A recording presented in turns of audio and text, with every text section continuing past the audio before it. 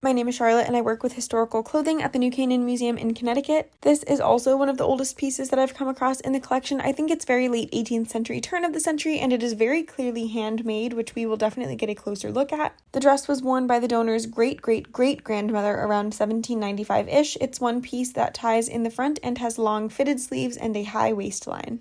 The dress has a wide rounded neckline with a drawstring, which appears to be fashionable in the second half of the 1790s, and you can clearly tell that the waist hits right under the bust, so we're transitioning out of the 18th century fashion and into the empire waist silhouette that makes people think of the early 19th century. The dress is very uneven in a lot of places, like here, and it kind of looks like an amateur tried to make it but never intended to wear it out.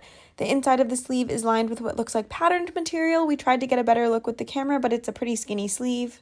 You can kind of see a little pattern there on the inside.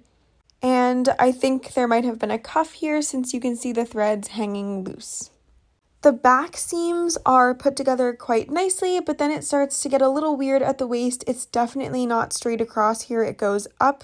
And you can also see extra seams along here and the backs of the sleeves.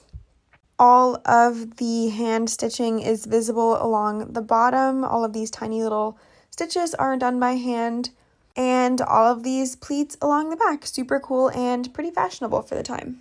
The inside is also cool. It has a small piece of coarse lining, but only on the bust area, and there would not have been fastenings like hooks or buttons because a lot of women used straight pins to close their garments at this period. You can also see the flaps are not even in size, which is another element of the homemade piece.